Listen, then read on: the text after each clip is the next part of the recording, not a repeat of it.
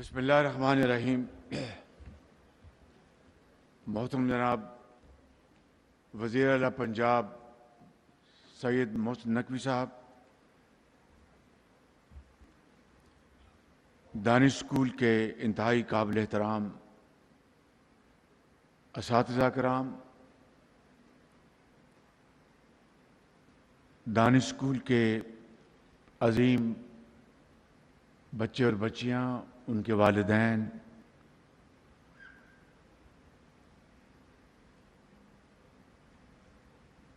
Special assistant government of Pakistan, Punjab government کے officials,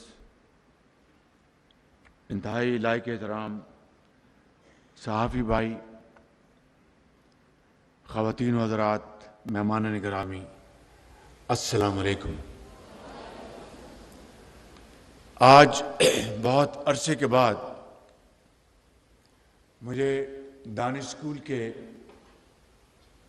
اور اس قوم کے عظیم ہونہار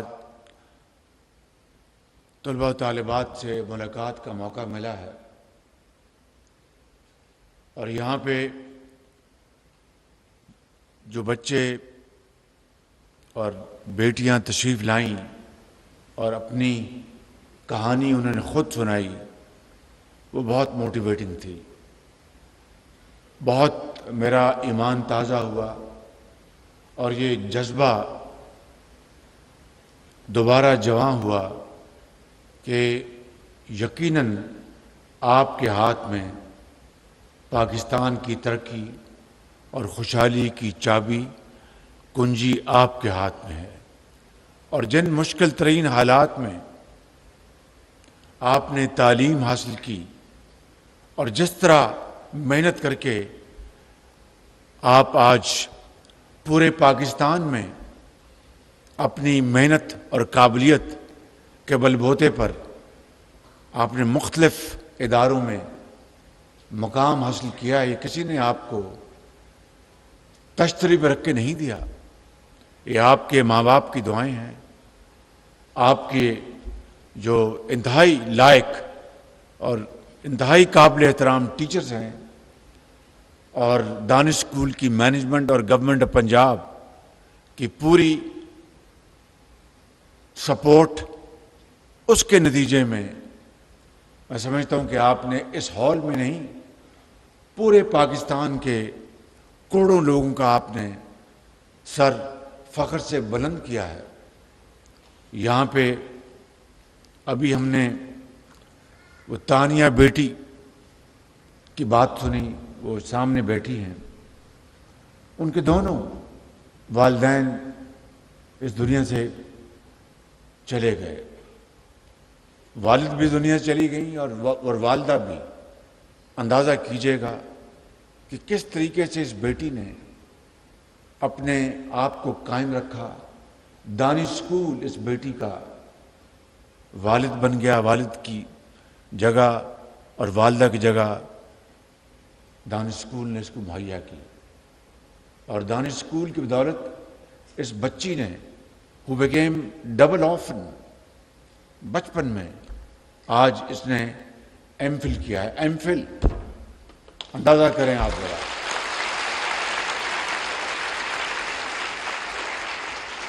اور ایم فل کیا ہے انگریزی میں۔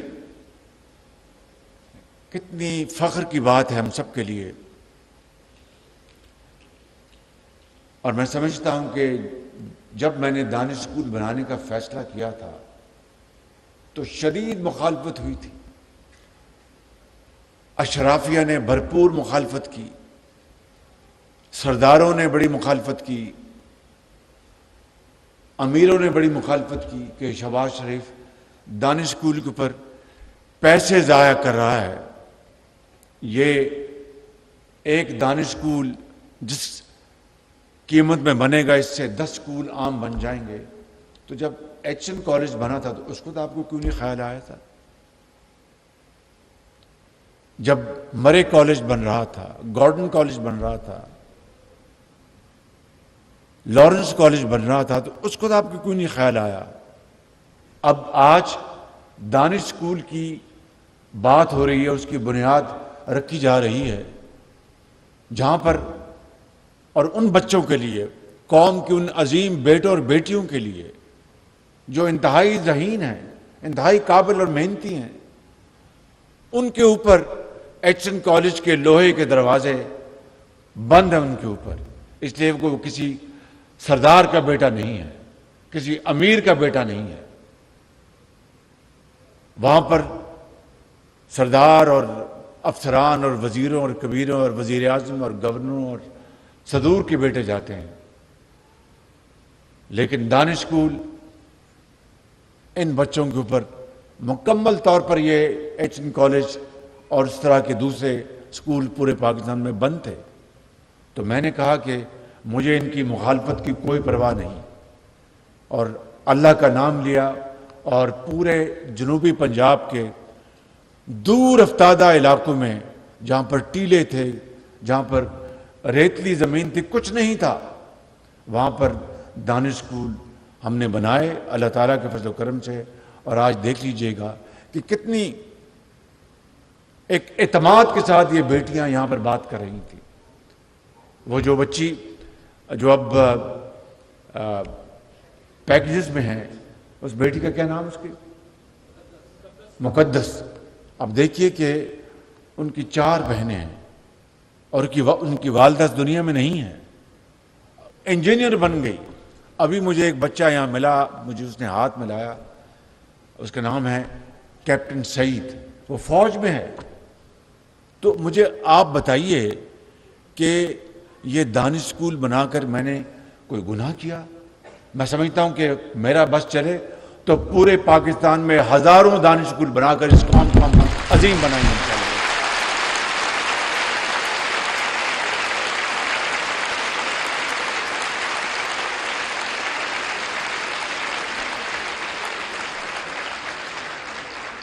اور کوئی وسائل کی کمی نہیں، کوئی وسائل کی کمی نہیں۔ یہ بتائیے مجھے کہ یہ بیٹی جو مقدس ہے، کس طرح انگریزی میں اعتماد کے ساتھ بات کر رہی تھی۔ اور میں آپ کو بلا خوف تردید کہہ سکتا ہوں کہ اگر ان بچیوں کے لیے، ان بچوں کے لیے جو ہزاروں نہیں لاکھوں ہیں ان دور افتادہ علاقوں میں، اگر ان کو یہ تعلیم میسر نہ آتی تو یہ اپنی دیہاتوں کی گلیوں اور محلوں میں دھول میں گم ہو جاتے۔ بالکل آج یہ نگینے بن چکے ہیں، ہیرے جواہرات ہیں۔ کاش وہ ہیرے جواہرات جو ہمارے دوست ممالک نے دیے، وہ پیسے بیچ کر جیب میں ڈالنے کے بجائے ان کے قدموں میں نچھاور کرتے، تو میں سلام کرتا ہوں۔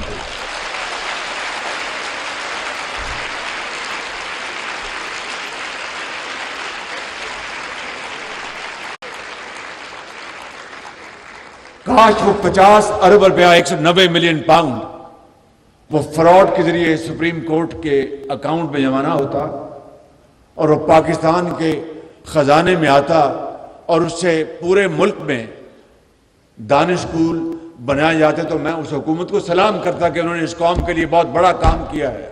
لیکن میں سمجھتا ہوں کہ کس طریقے سے اس قوم کو بے دردی سے دھوکہ دیا گیا، ایک جھوٹ پر مبنی ایک بیانیہ بنایا گیا، اور سب کو چور اور ڈاکو بنایا گیا، اور ملک کو کنگال کر دیا گیا۔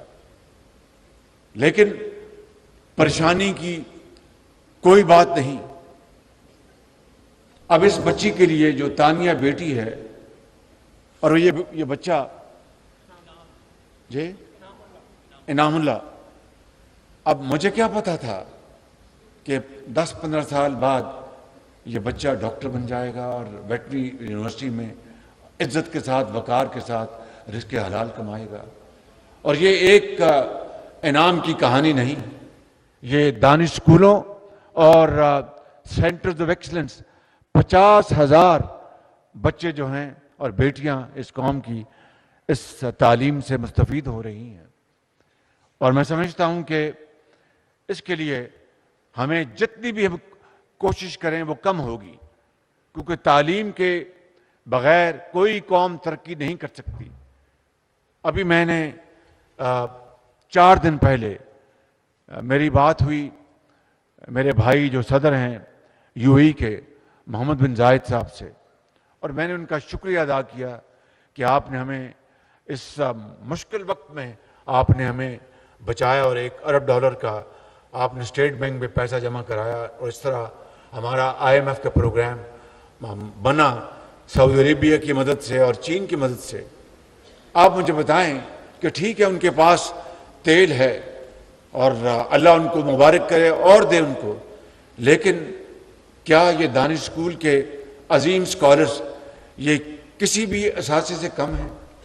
اگر اس قوم کے بچوں اور بچیوں کو یہ مواقع ملے کہ ان کے لیے تعلیم کے حصول کے لیے وسائل مہیا کریں، تو اگر ہم نے اس قوم کے وسائل کو برباد کرنا ہے، میں نے آپ کو یہ 2 مثالیں بتائیں، مگر اس سے پہلے بات بڑھانے سے پہلے میں انتہائی شکر گزار ہوں وزیر اعلیٰ پنجاب محسن نقوی صاحب کا اور IG پنجاب کا کہ انہوں نے قوم کی اس بیٹی تانیہ کے لیے ابھی مجھے یہ ان کی تقرری کا آرڈر دیا ہے، بیٹی آپ کو گورنمنٹ آف پنجاب میں آپ کو جاب دے دیا گیا، آئیے۔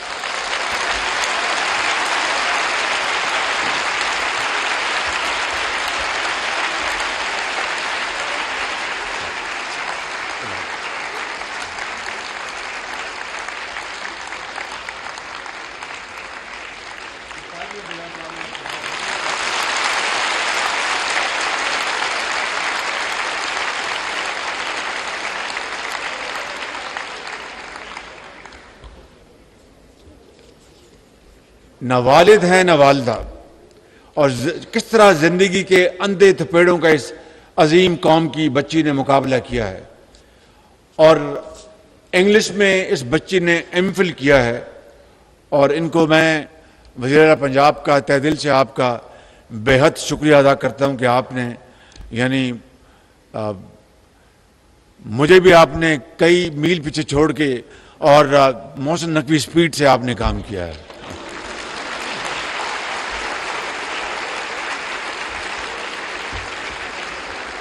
اور ان کو IG پنجاب نے ان کو جو ان کی جو اپوائنٹمنٹ کی ہے وہ وکٹم سپورٹ آفیسر جو جی تحفظ مرکز میں اس بچی کو یہ جاب ملا ہے۔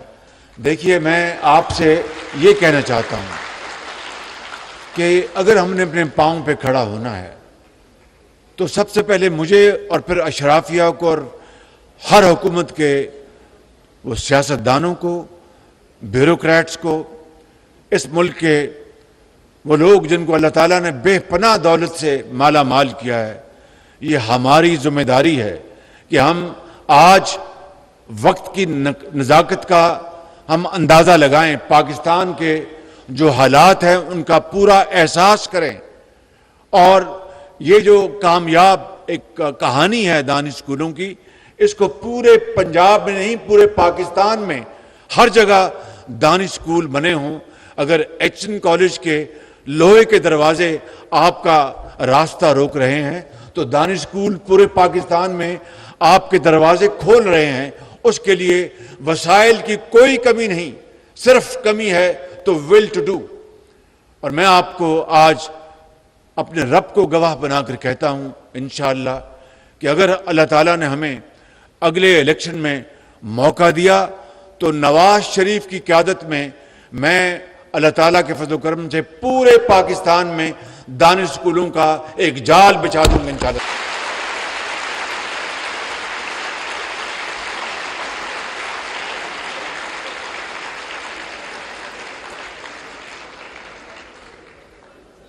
لیپ ٹاپ کے بارے میں جی بیٹا کیا بات جی آپ دانش اسکول سے ہیں؟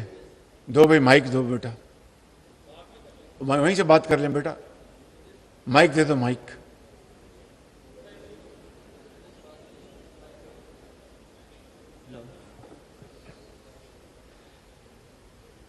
سر میں دانش اسکول چشتیاں کا اسٹوڈنٹ ہوں ایکس، اور فی الحال میں علامہ اقبال میڈیکل کالج میں فرسٹ ایئر MBBS کا اسٹوڈنٹ ہوں۔ تو سر میں نے بات یہ کرنی تھی کہ اس وقت پرائم منسٹر لیپ ٹاپ اسکیم کے تحت آلموسٹ تمام یونیورسٹیز کو لیپ ٹاپ مل رہے ہیں، لیکن ایم بی بی ایس کے جتنے بھی میڈیکل کالجز ہیں کسی کو بھی اس والے سے اپروو نہیں کیا گیا اور نہ ہی ہم اپلائی کر سکیں.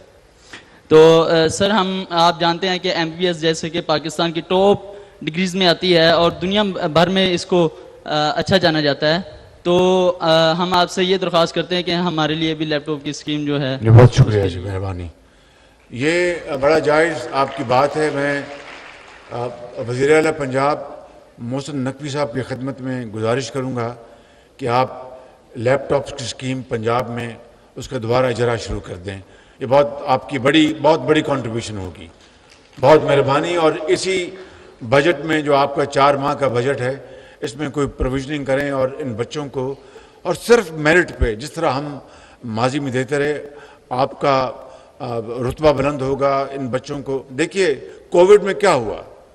کووڈ میں جو مجھے یہ تانا ملتا تھا کہ میں بچوں کو لیپ ٹاپ رشوت کے طور پر دے رہا ہوں، کووڈ کے زمانے میں ان بچوں نے ان لیپ ٹاپ کے ذریعے اپنی تدریس جاری رکھی، تعلیم جاری رکھی، اور پھر آج لاکھوں بچے اس پاکستان کے اندر لیپ ٹاپ کے ذریعے فری لانسر بن گئے اور اپنا عزت کی، اپنا رزق حلال کما رہے ہیں اور دنیا میں اپنا وہ نام کما رہے ہیں. تو اس لیے میں وزیر اعلیٰ پنجاب سے گزارش کروں گا کہ مہربانی کر کے میں نے آپ کی سفارش ان کو پہنچا دی ہے، جائز آپ کی سفارش، انشاءاللہ وہ اس کے اوپر فی الفور ایک پلان بنائیں گے.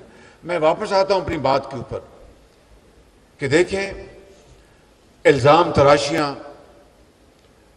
بے بنیاد الزامات اور چور ڈاکو کے بیانی نے پاکستانی قوم کو تقسیم کر دیا ہے اور اس قوم کے رگ میں زہر گھول دیا ہے، معاشرے میں زہر گھول دیا ہے بالکل. اور میں آپ کے سامنے انتہائی عاجزی اور انکساری کے ساتھ کھڑا ہوں. 15 مہینے ہو گئے ہیں ہماری حکومت کو. بے پناہ مجھ میں کمزوریاں ہیں. میں اللہ تعالیٰ سے ایک خطا کار انسان کے طور پر ہر وقت اپنی غلطی کی اور گناہوں کی معافی مانگتا ہوں، جو کہ ہمیں حکم ہے اور یہی طریقہ ہے زندگی کا. میں آپ کو آج گواہ بنا کر کہتا ہوں کہ 15 ماہ میں سیلاب سے لے کر، مہنگائی سے لے کر، IMF سے لے کر، ملک کے اندر بدترین تقسیم کا مجھے سامنا کرنا پڑا. سوسائٹی میں اس طرح کی تقسیم میں نے پہلے کبھی نہیں دیکھی. ہر جگہ دنیا میں الیکشنز ہوتے ہیں، سیاست ہوتی ہے، جمہوریت ہے، لیکن الیکشن کے بعد بے شک وہ ایک دوسرے کو ناپسند کریں، لیکن جمہوریت اور اس طریقے سے وہ معاشرے میں وہ پاکستان کو آگے بڑھاتے ہیں. لیکن یہاں پر جو تقسیم ہے اس وقت، بدترین تقسیم معاشرے میں، اس نے پاکستان کی ترقی اور خوشحالی کو تباہ کر دیا ہے بالکل. آج میں پھر کہتا ہوں کہ آئیں چارٹر آف اکانومی کریں، آئیں چارٹر آف ڈیموکریسی کے لیے کام کریں، کیونکہ کوئی حکومت آئے اور جائے، معاشی پروگرام جس طرح دنیا کے بعض ممالک میں یہ طے ہے، امریکہ میں یہ طے ہے کہ کوئی حکومت امریکہ میں آئے یا جائے، وہاں پر ان کا ایک چارٹر ہے، اس کے اوپر وہ کوئی تبدیلی نہیں کرتے. ملک کی سالمیت، ملک کی ترقی، ملک کا معاشی پروگرام، ملک کی فارن پالیسی. اسی طریقے سے ہم پاکستان میں میں آج اس لیے یہ باتیں کر رہا ہوں کہ آپ اس ملک کا مستقبل ہیں. آپ نے انشاءاللہ یقیناً، مجھے اس میں کوئی ڈاؤٹ نہیں کہ آپ پاکستان کی جو تاریخ بدل دیں گے اپنی محنت اور لیاقت سے. دنیا میں پاکستان کو اس کا کھویا مقام آپ دلوائیں گے، مجھے اس میں کوئی شک نہیں، اور انشاءاللہ یہ ہو کے رہے گا.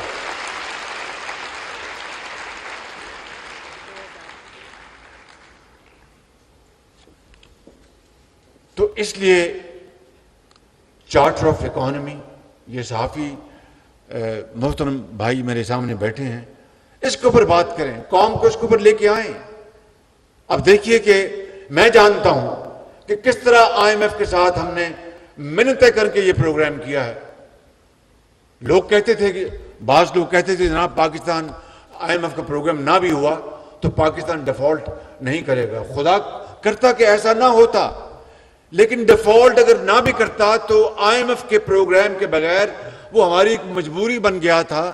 ہمارا ڈالر کے ساتھ روپے کا تعلق کیا ہوتا, روپیہ کہاں جا رہا ہوتا, ڈالر کہاں جا رہا ہوتا, اسٹاک ایکسچینج کہاں جا رہا ہوتا, اور تمام دنیا کے جو ملٹی لیٹرل جو فائنینشیل انسٹیٹیوشن ہیں انہوں نے اپنے دروازے ہم پہ بند کر دینے تھے.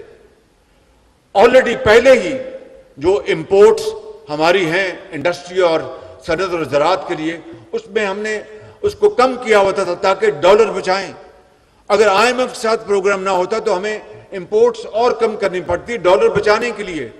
اس سے پھر کیا ہوتا, صنعتوں کی چمنیوں سے دھواں نکلنا بند ہو جاتا, مزدور بے روزگار ہو جاتے, ہماری ایکسپورٹس پروڈکشن وہ زمین بوس ہو رہی ہوتی.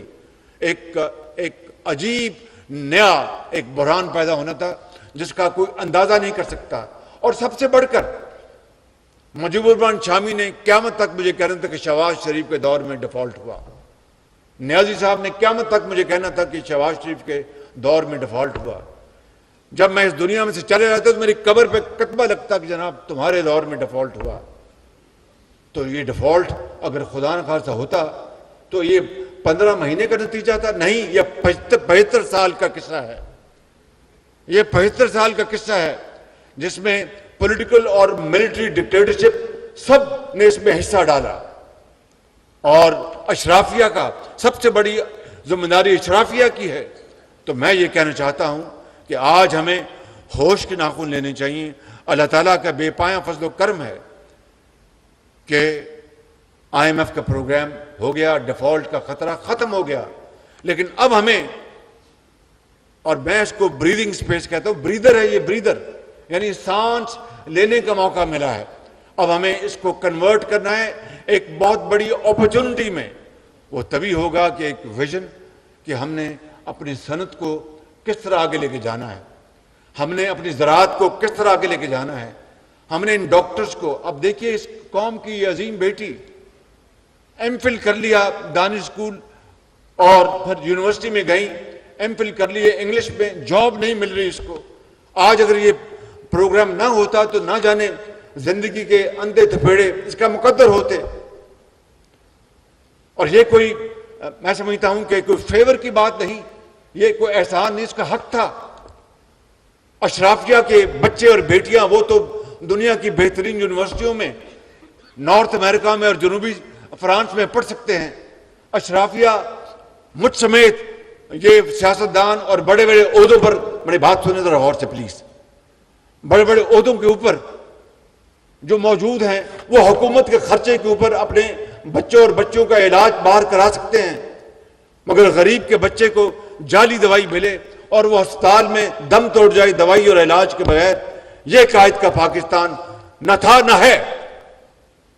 اور اقبال نے جو پاکستان کے لیے جو کچھ کہا یہ اس کی بالکل نفی ہے. اور جو لاکھوں شہید جو قبروں میں ہیں جنہوں نے پاکستان کے لیے خون دیا, ان کی روحیں تڑپ رہی ہیں. میں سمجھتا ہوں کہ آج ہمیں ہوش کے ناخن لینے چاہیے, آج ہمیں اپنے گریبانوں میں جھانکنا چاہیے. سب سے پہلے مجھے اور پھر پوری حکومت کو اور پھر وہ تمام لوگ اس ملک کے اندر ان طبقوں سے جن کا تعلق ہے جو ملک کی تقدیر بدل سکتے ہیں, یہ ان کے لیے لمحہ فکریہ ہے. اور میں سمجھتا ہوں کہ اگر آج ہم مل بیٹھ کر اپنے اختلافات دفن کر کے اگر ہم ایک ہو جائیں تو پھر کوئی مشکل, کوئی رکاوٹ ہمارے راستے کی زنجیر نہیں بن سکے گی. لیکن شرط یہ ہے کہ ہم یہ فیصلہ کریں کہ ہم نے اپنے بچوں کو, بچیوں کو تعلیم کے زیور سے آراستہ پیراستہ کرنا ہے. ہم نے غریب, کیا یہ ایک وجہ بن جائے کہ غریب کو تعلیم نہ ملے, علاج نہ ملے, اس کو مواقع نہ ملے؟ میں سمجھتا ہوں کہ نہ یہ اسلامی نظام ہے, نہ یہ پاکستان کی جو بقا ہے اور پاکستان کا مارز وجود میں آنا, اس کا بنیادی مقصد یہی تھا کہ ہندو کی غلامی سے اور انگریز کی غلامی سے جان چھڑا کر ایک ایسا خطہ ملے جہاں پر ہر ایک کو یہ تانیہ بیٹی کی طرح، مقدس بیٹی کی طرح اور کیپٹن سعید کی طرح، چاہے وہ غریب کا بیٹا ہے یا امیر کا، چاہے وہ یتیم ہے، چاہے وہ دکاندار کا یا کسی بیوہ، ان کو موقع ملے کہ وہ معاشرے کے اندر محنت کر کے اپنا مقام حاصل کرے. لیکن ایسا نہیں ہے، اور جو اس وقت ہو رہا ہے اور ہونے جا رہا ہے وہ تباہی ہمارا مقدر ہے. لیکن میں یہ سمجھتا ہوں کہ اس قوم میں اتنی جان ہے، اس قوم میں اتنی طاقت ہے، یہ جری قوم ہے کہ انشاءاللہ اگر ہم نے یہ فیصلہ کر لیا کہ ہم نے تاریخ کا رخ موڑنا ہے اور پھر IMF کے پاس دوبارہ نہیں جانا. میں مجبور ہوں یہ نام ہندوستان کا لینا. ہندوستان 91 میں گیا IMF کے بعد، اس کے بعد آج تک وہ IMF کے پاس نہیں گیا. لیکن ہم کتنی بار IMF کے پاس جا چکے ہیں. خدا را ہمارے پاس معدنیات ہیں، اتنی دولت، ٹریلینز آف ڈالرز ہیں بلوچستان میں، پنجاب میں، KP میں، سندھ میں، ٹریلینز آف ڈالرز. اور اگر اس کی حقیقت جانیں تو ہم نے اربوں روپے کی وکیلوں کی فیسیں دی ہیں پیرس میں، لنڈن میں، تصفیے کراتے کراتے کہ جناب یہ سودا غلط ہوا، وہ سپریم کورٹ نے یہ فیصلہ کر دیا، یہ فیصلہ ہو گیا. ان خزانوں سے پاکستان کو تو کوئی فائدہ نہیں ہوا، لیکن پاکستان کا خزانہ کھوکھلا ہو گیا وکیلوں کی فیسیں بھر کے. تو کیا یہ ہمارا مقدر ہے؟ اس طرح قومیں بنتی ہیں، اس طرح ترقی کی جاتی ہے، اس طرح کشکول توڑا جائے گا؟ نہیں. میں سمجھتا ہوں کہ یہی ایک لمحہ ہے. اس لمحے کو ہم بالکل اپنے سینے سے لگائیں، فیصلہ کریں کہ ہم نے اپنی تقدیر بدلنی ہے. تو پھر انشاءاللہ یہ تقدیر اللہ تعالیٰ بدل دے گا. وہ کیا ہے شعر کہ ہر تقدیر سے پہلے خدا بندے سے خود پوچھے، بتا تیری رضا کیا ہے. خودی کو کر بلند اتنا، خودی کو کر بلند اتنا کہ ہر تقدیر سے پہلے خدا بندے سے خود پوچھے، بتا تیری رضا کیا ہے. یہ تانیہ، یہ ہے اس کی مثال. یہ کیپٹن سعید، یہ اس شعر کی تصویر ہے. یہ بچی مقدس، یہ اس شعر کی تشریح ہے. یہ بیٹا لال، کیا نام تھا اس کا؟ لال چند، یہ اس کی تشریح ہے. جنہوں نے محنت کی اور مشکلات کا مقابلہ کیا، حکومت نے اپنی حقیر خدمت کی. تو میں سمجھتا ہوں کہ میں اپنی بات اسی پر ختم کروں گا کہ آئیں، مل بیٹھیں، پاکستان کو عظیم بنائیں اور غربت، افلاس، جہالت کو دفن کریں اور اپنا کھویا ہوا مقام حاصل کریں. اور بخدا یہ ممکن ہے، یہ ناممکن نہیں. صرف فیصلہ کرنا ہے کہ آئیں اور آگے بڑھیں اور اتحاد اور اتفاق قائم کریں. پاکستان، پاکستان، قائد اعظم